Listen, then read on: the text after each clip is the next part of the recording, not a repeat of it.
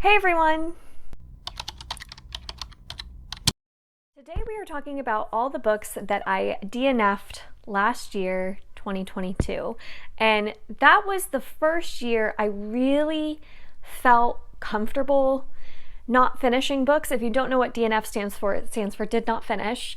And previously I had always felt this completionist instinct, like I had to complete a book even if I wasn't really liking it or thought it was going to be just an average star rating or even a less than average star rating. I would just finish it because I just, maybe it got better.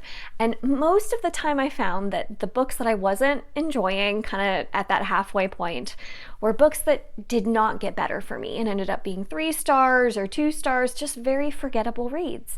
So last year I was like, you know what? Enough with the forgettable reads. If I thought a book was going to be 3 stars or less, unless there was something really pulling me through, I was like, this is it. I have too many books that I need to read in my lifetime to spend on books that I'm not fully enjoying or think I'm going to give 4 or 5 stars. So I DNF'd quite a bit last year. And I know I run the risk of potentially missing out if a book does get exponentially better by the end. I could really be missing out here. So it's kind of a risk that I'm willing to take to try and get through as many books on my TBR as possible in my lifetime, because I know I'm just never going to have enough time to get through every single book I want to read. So here are all of those books that I DNF'd last year, 2022. The first was 12 Kings and Cherokee by Bradley P. Bolo. This was not DNF'd because I thought it was bad. It was purely the writing style and the world building style that this author used to construct his world was not something that I was really vibing with. It was very, very dense, where I felt my eyes glazing over a lot. And I got about 200 pages into this book, which I thought was a very fair shot, but it got to a point where I knew even if the story itself got better, I just wasn't connecting to that writing style. I wasn't connecting to any of the characters, where the plot could have been amazing and I still probably wouldn't have really even appreciated it. I've seen so many people love this series. I think it's called The Shattered Sand, Songs of the Shattered Sand, something like that. So this is not by any means a bad book. It's just the writing style wasn't for me, unfortunately. Just too dense of world building for me to really enjoy. The next book I DNF'd was Rosewater by Tade Thompson, another one where purely writing style. This could have been a really cool kind of sci-fi fantasy book, and it's kind of like this alternate future. It had a really cool premise, but the way it was told in like switching perspectives between like the main character's point of view, but then the main character had memories from like other people. So you would get like these glimpses of other people's lives through the main character, and it was very confusing. I was very lost. Again, my eyes were kind of glazing over. The writing style was not like the most approachable, kind of straightforward writing style. So it was something where I was like, I don't know what's going on. I'm so confused. So unfortunately, this is one again that wasn't for me, and I figured it out pretty early on. Empire of Silence by Christopher Rocchio. This was probably the one I was most sad to DNF last year, because this series is getting so much hype, and it's in the style of the main character giving his life story to you. So he's kind of reflecting back, and you're seeing kind of this coming of age journey through multiple decades of this character's life. And I've heard that this series very much gets like better and better, and the first book is apparently, I guess, the slowest. It was just a really slow, dense start, and I just really didn't care about any of the characters, any of what was going on. I think I gave this one until halfway, and it's a pretty long book, so I feel like, again, I gave it like a really good shot. This is one that I could come back to, because when I hear that the sequels so much improve upon the first book, it makes me kind of second guess myself. Maybe I should try to give this another shot. Maybe it was just my mood, but I have a feeling, I don't know, I have a feeling this is just not going to be for me, and it's the writing style. Again, you're going to see most of these are due to the writing style. So yeah, maybe I'll come back to this one. I'm not totally writing this series off yet, but that first attempt just unfortunately didn't go well. The next one is Scarlet by Stephen R. Lawhead. This is the sequel to Hood, which I really enjoyed. I really, really liked Hood. I thought that the writing was great. I thought that the characters were great, and the kind of like political atmosphere was great. I liked so much about that book. Scarlet, though, unfortunately, you get a new character's perspective. And most of the book, if not all of it, I forget if you switch, but most of the book is told from that new character's perspective. And I didn't like the new character. I was like, no, bring me back to the old characters that I really liked and got to know in the first book. So it's always a risk when an author does that in a series, kind of switches the point of view on you in future books. And sometimes it can really work, but unfortunately this was just a time where I was like, no, I don't like this new main character, and it kind of is taking away a lot of what I liked about the first book. The next one is A Psalm of Storms and Silence by Roseanne A. Brown. This is one where I was feeling very slumpy with young adult fantasy. I've read so much of it now, and a lot of it started to kind of blend together. And this is a case where it had been a while since I had read the first book, so there were details I knew I had maybe forgotten, and was kind of hoping that once I dived into the sequel, you know, some of that stuff would come back to me, and unfortunately it just wasn't. And I just found myself not invested anymore, unfortunately. I really liked the first book.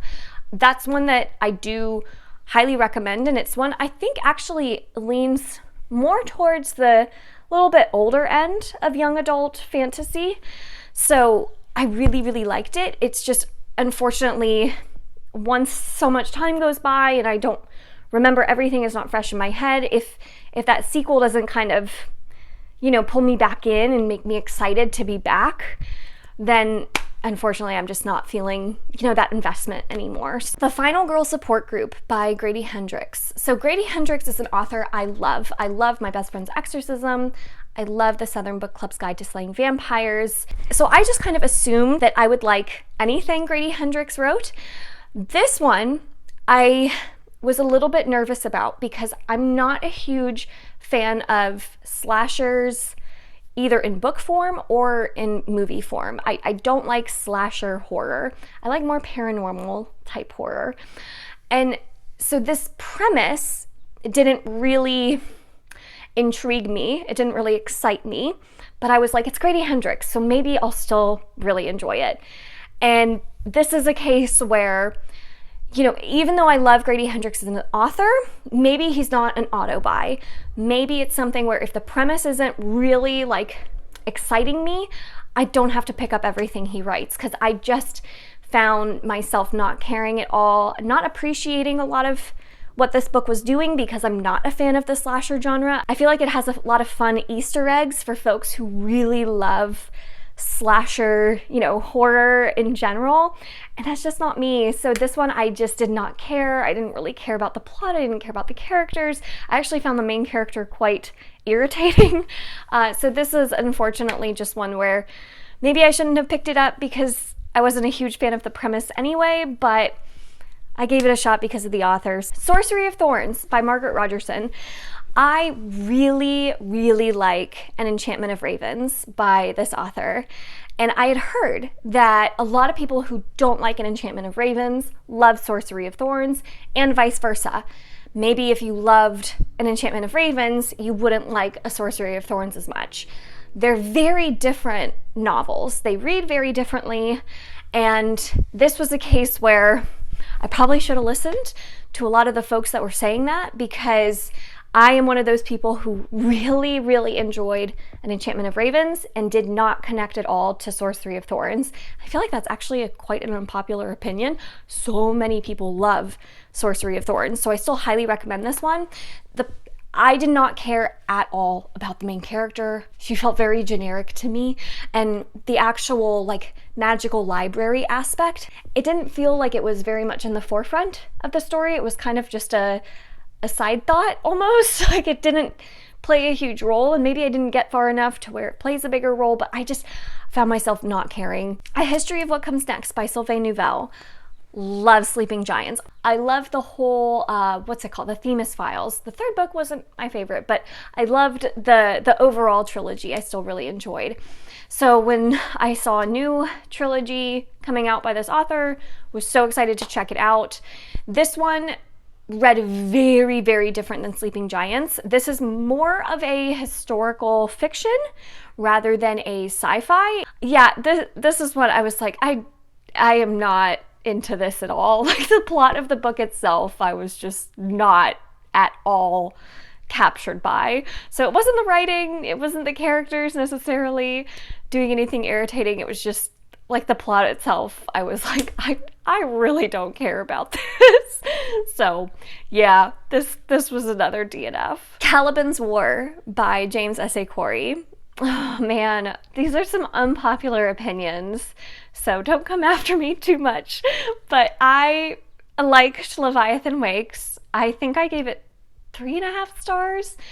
I liked it enough to try out the sequel, and I knew going into the sequel that if I wasn't loving it, I was not going to continue, because this is way too big of a series to try to trek through if I'm not loving it. And I wasn't loving Caliban's War. I was quite bored. Oh, this is such an unpopular opinion. And I just was like, I don't want to be reading this. I don't want to be reading it. I don't want to have to commit to a 9-book series if I'm not excited to continue. And I know I may be totally missing out, but there are so many series I want to get to, and to try and make it through a 9-book series that I'm just not feeling, no thank you, no thank you. Steel Striker by Marie Lu. I read Sky Hunter last year and was like so impressed by it. I gave it 4 out of 5 stars. I thought it was really well written. The plot was great. The characters were great. The writing itself was great. The end of Sky Hunter, something happened where I was so excited to pick up the sequel. And then I got into the sequel, and it was like everything I was hoping would happen didn't happen from the ending of the first book. It was like it had all this potential from the end of the first book, and then it didn't explore any of what I was hoping it would in the sequel. So I was like, what? I did not like the direction it went at all. I was so frustrated because I was like, no, you could have done such cool stuff with the ending of the first book, and you're not doing any of it. I was so frustrated. I was so mad. So this is the one where I wasn't even indifferent. I was just like mad at it for not, and it's selfish of me. The author doesn't have to write something in the direction of where I want it to go. They should do what's best for the story. But I was so frustrated because I was like, I thought with that ending of the first book that we were going to get something totally different than what we ended up getting. Soul Music by Terry Pratchett. I really liked Mort. I liked Reaper Man. I didn't like it quite as much as Mort, and I found the ending of Reaper Man very bizarre. So I was a little nervous going into Soul Music, not having had the best time with Reaper Man, and this one was just so bizarre. It was way too out there. The thing with the Discworld Death Collection is it's called the Death Collection, and Death is by far, as a character, Death is the best part of that series. Like, I love Mort because I love Death as a character. Reaper Man, the times where we had Death as a character featured in Reaper Man were my favorite parts of it. And then, like, I feel like we got less and less of him as a character moving on into the other books, where Soul Music, he, like, hardly showed up in the parts that I was reading. And I was like, I'm reading this for Death, which sounds so bizarre. I am reading this for Death as a character. I want to see him. And I feel like he was, like, nowhere to be found. So, yeah, it's like the coolest part of this series is just not really in it that much. It's kind of, it reminds me of Witcher, which I'm just pouring all of my unpopular opinions into this video, but Witcher, it was the same thing. It's called the Witcher series. Where's Geralt? I would get so mad when we would go so long without having any Geralt, and Geralt's the best part of the Witcher. Death is the best part of the Discworld Death collection. Where is he? Anyway, sorry. I had to get that off my chest. The Demon King by Cinda Williams Chima. This is when I'm shocked. I'm shocked that I DNF'd this. I gave it, I think I was like 3/4 of the way through. And at that point, it's kind of like, Jessie, why didn't you just finish it? Just to say you finished it? Because I literally could not have cared less. I was so uninterested. I didn't care about the characters. I didn't care about the plot. I found it, the writing style itself was great. Like, I really liked this author's writing. The actual plot and characters felt very generic to me. It felt like things I had read so many times before, and I just didn't see anything. I like couldn't grasp onto any one thing that felt super unique that would make this one stand out from the rest of what I've read, and I just didn't care. So that's pretty sad that I got 3/4 of the way through and said no thank you. Tiger and the Wolf by Adrian Tchaikovsky. Another one I'm shocked by, because I read Guns of the Dawn by Adrian Tchaikovsky, and that is one of my favorite fantasy books of all time. Love that book. So I was like super excited to explore any and everything Adrian Tchaikovsky. I was like, this one had a beautiful cover. I hadn't heard a ton of people talk about it, so I was like, oh, maybe I'll find this hidden gem, this underhyped fantasy book that I can like shout about from the rooftops. I was so excited going into it. It sounded super cool. It had like shapeshifter magic. I got 100 pages in, and I felt like I hadn't retained any information at all because I was so bored. Oh my gosh, I was like, what? How do I love this man's writing in Guns of the Dawn and then just completely not care about anything going on in this other book? I didn't like the characters, I didn't like the world building, I didn't like the shapeshifter magic. I was so sad. And this was multi-perspective, and like one perspective I was like, if it was just this perspective, maybe I would like give it a shot. But there were like 2 other perspectives or something like that that I was like, oh my God, can I just skip their chapters? I was so bored. No, I was so sad, so sad. And this was supposed to be a book club pick. I was so sad. Yeah. Steelheart by Brandon Sanderson. This is one where I think I got halfway through. It was the mystery behind how to defeat the main villain. That was kind of like what this first book is revolving around, is trying to figure out this weakness of this main villain. And I didn't like any of the characters, really. The characters were like very irritating to me, but I was like very intrigued by the mystery. And I got to a point about halfway through where I was like, you know, I'm really not enjoying this, but I'm kind of just pushing through to find out this mystery thing. If this like answer to this mystery isn't amazing, then I'm going to be like genuinely angry that I pushed through this book just to find out this answer that I really don't like. And I think it was Elle who told me that if I didn't like the twist in Cytonic, which I did not like at all, then I probably would get very, very mad at the twist in Steelheart. So I was like, all right, tell me, what is it? And when she told me, I was like, oh, thank God I didn't push through. Because I would have been so mad if I'd finished this book and found out the reveal at the end. What You Wish For by Catherine Center. I probably gave this 50 pages. Really couldn't stand the main character. I don't remember exactly what she did that made me so angry, but she genuinely, like, following her and being in her head genuinely made me angry.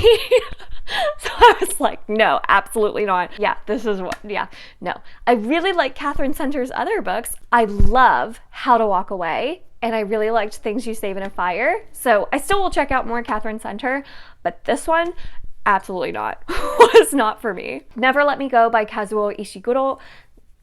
No. Writing style.